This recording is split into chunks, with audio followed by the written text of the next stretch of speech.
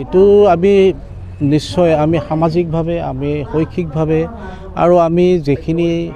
আমাৰ মনৰ ৰাজনৈতিকভাৱে কিছু আমি সফল হ'ম কাৰণ আৰু ইতিমধ্যে কোচ ৰাজবংশীসকলৰ এটা ভাল এটা মেছেজ আহি আছে আৰু এই ক্ষেত্ৰতো সচেতন সমাজেই হওক বা বিভিন্ন দল সংগঠনেই হওক ইতিমধ্যে কোচ ৰাজবংশী ছাত্ৰ সংগঠন মূল যিটো ছাত্ৰ সংগঠন আক্ৰাছু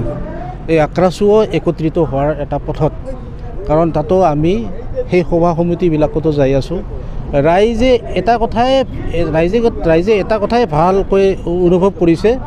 যে আমি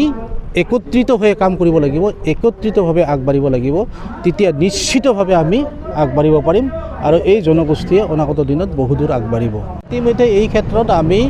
বিজেপিৰ ফালৰ পৰাও আমি কৈছোঁ যে আপোনালোকে যিহেতু আটাইতকৈ বেছি জনসংখ্যা কোচ ৰাজবংশী থকা এলেকা সেইটো যিহেতু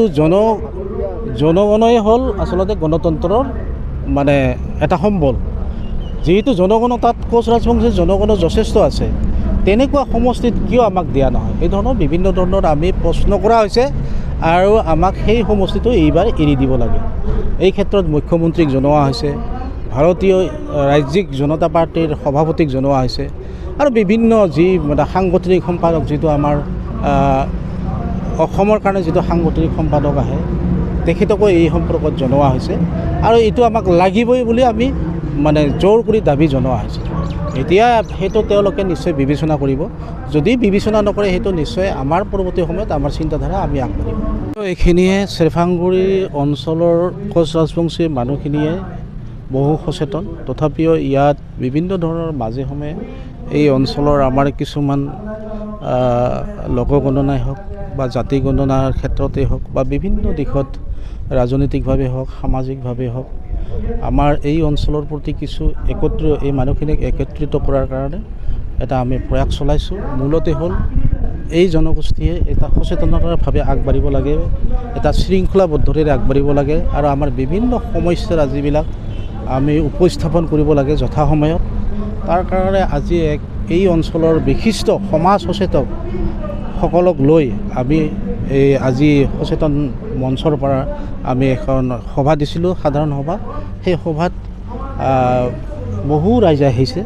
আৰু আজি তেওঁলোকে মন্তব্য আগবঢ়াইছে আমাৰ ফালৰ পৰা আমি মন্তব্য আগবঢ়াইছোঁ আৰু সকলোৱে এটা কথাই কৈছে কোচ ৰাজবংশীসকল এক হ'ব লাগে